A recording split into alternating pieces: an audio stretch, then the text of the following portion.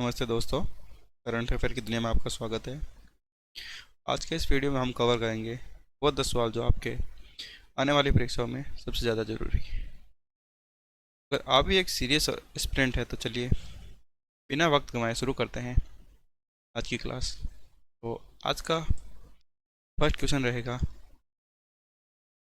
आज का पहला क्वेश्चन है, इमोइनु एरातापा महोत्सव किस राज्य में मनाया जाता है? Imoinu Iratpa festival is celebrate in which state? किस राज्य में मनाया जाता है? तो इसका आंसर देखते हैं। तो इसका आंसर हो जाएगा ऑप्शन नंबर बी,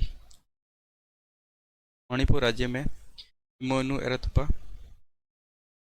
महोत्सव मनाया जाता है, त्यौहार मनाया जाता है। इसमें मणिपुर में। मणिपुर में अभी रिसेंटली राष्ट्रपति शासन लागू है। क्या है? राष्ट्रपति शासन। ठीक है। तो वहाँ पे वहाँ का राज्य को कौन संभाला है? वहाँ का गवर्नर। कौन संभाल रहा है? गवर्नर। इमोइनु एरातापा मणिपुर का एक पारंपरिक त्यौहार है जो देवी इमोइनु की समृद्धि और ग्रह देवी को समर्पित है। वहाँ की एक इमोइनु देवी है, वो मणिपुर के लोग वहाँ मानते हैं। वह का एक पारंपरिक त्यौहार के रूप में इसको मनाते हैं। क्वेश्चन नंबर 2, IFFCO साहित्य सम्मान 2025 किसे दिया गया? हु रिसीव्ड द IFFCO साहित्य सम्मान 2025? तो किसे मिला है? इसका आंसर हो जाएगा ऑप्शन नंबर बी, मैत्री पुष्पा को IFFCO साहित्य सम्मान 2025 दिया गया है। मैत्री पुष्पा कौन है? मैत्री पुष्पा हिंदी साहित्य की एक प्रसिद्ध लेखिका है। कौन है? एक हिंदी साहित्य की प्रसिद्ध लेखिका है और उन्हें साहित्य में योगदान के लिए IFFCO साहित्य सम्मान 2025 दिया गया है। क्वेश्चन नंबर 3, भारत की पहली वंदे भारत स्लीपर ट्रेन किन 2 शहरों में चलेगी? India first Vande Bharat sleeper train will operate between which cities? इन 2 शहरों के मध्य भारत की पहले वंदे भारत स्लीपर ट्रेन चलेगी। तो इसका आंसर हो जाएगा option number C, Kolkata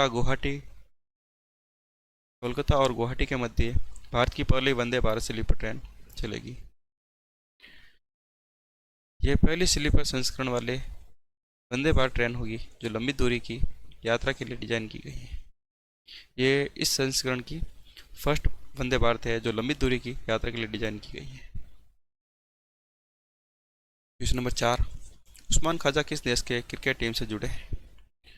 Usman Khawaja is associate with country cricket team. किस क्रिकेट टीम से जुड़े हैं? किस देश की क्रिकेट टीम से जुड़े हैं उस्मान ख्वाजा? तो इसका आंसर हो जाएगा ऑप्शन नंबर सी, ऑस्ट्रेलिया से। किस देश से जुड़े हैं? ऑस्ट्रेलिया से उस्मान ख्वाजा। उस्मान ख्वाजा ऑस्ट्रेलिया के अंतर्राष्ट्रीय क्रिकेट खिलाड़ी हैं और उन्होंने अभी अंतर्राष्ट्रीय क्रिकेट से संन्यास ले लिया। ठीक है, उस्मान ख्वाजा अंतर्राष्ट्रीय क्रिकेट से संन्यास ले लिया है। क्वेश्चन नंबर 5, भारतीय वायुसेना के ट्रेनिंग कमांडर का प्रमुख कौन बना है? Who has been appointed as chief of air training command? IF training command का चीफ किसे बनाया गया है?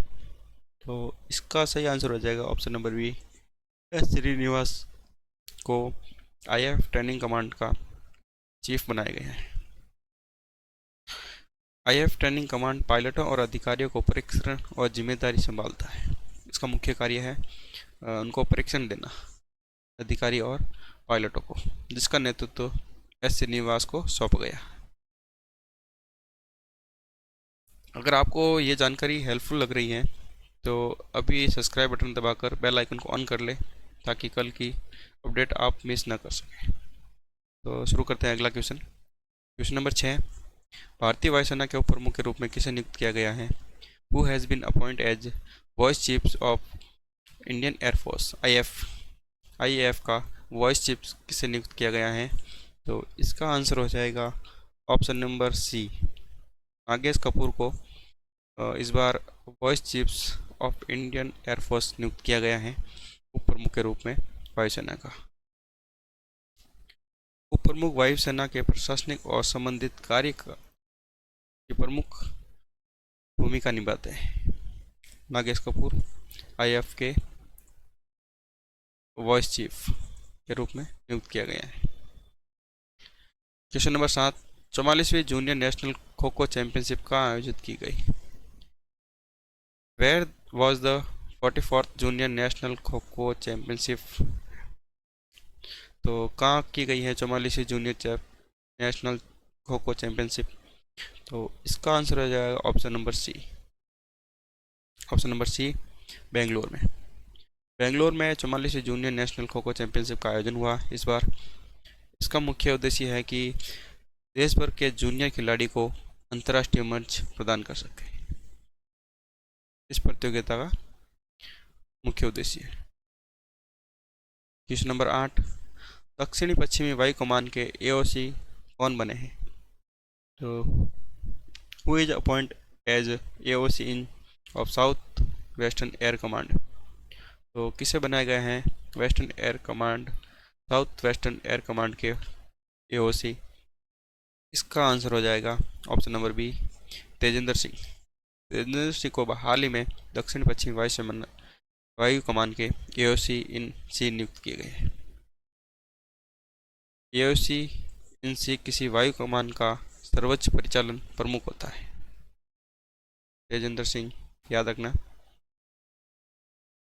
क्वेश्चन नंबर 9, कानूनी अधिकार प्राप्त करने वाले विश्व के पहले कीट कौन बनी है? तो which become the world first insect to receive legal right? Legal right अभी किसने प्राप्त किया है, कौन सी कीट ने प्राप्त किया है? तो इसका आंसर हो जाएगा ऑप्शन नंबर बी, अमेजॉन की बिना डंक वाली मधुमक्खी को लीगल राइट प्राप्त है। और ये देने वाला कौन सा देश है? ये देने वाला है पेरू देश। पेरू देश ने हाल ही में कानूनी अधिकार दिए हैं विश्व कीट को, लीगली राइट दिए हैं अमेजॉन की बिना डंक वाली मधुमक्खी को। पेरू ने जैविक विविधता संरक्षण के तहत मधुमक्खियों को कानूनी अधिकार दिए। ठीक है, ये मधुमक्खियाँ कहाँ पाई जाती हैं बिना डंक वाली? ये अमेजॉन के जंगलों में पाई जाती है। आज का लास्ट सवाल है क्वेश्चन नंबर 10, बुल्गारिया यूरोजोन का कौन सा सदस्य बना है? तो बुल्गारिया यूरोजोन का कौन सा सदस्य बना है? Bulgaria has become which member of the eurozone? तो कौन सा मतलब सदस्य बना है, कितवां सदस्य बना है? इसका आंसर हो जाएगा ऑप्शन नंबर सी, 21वां सदस्य बना है बुल्गारिया यूरोजोन का। यूरो को आधारित मुद्रा अपनाने के बाद बुल्गारिया यूरोजोन में शामिल हो गए। कितवा है? 21वां सदस्य बनिया है बुल्गारिया। तो ये थी आज की मुख्य करंट अफेयर्स। तो इस पूरी क्लास की अगर आपको PDF चाहिए तो हमारे टेलीग्राम लिंक पर मिल जाएगी, जो हमारे डिस्क्रिप्शन में दे रखा है। तो जाके टेलीग्राम ज्वाइन कर लेना और PDF वहाँ पे प्राप्त हो जाएगी। तो मिलते हैं कल सुबह ठीक 7 बजे। तब तक के लिए जय हिंद, जय भारत।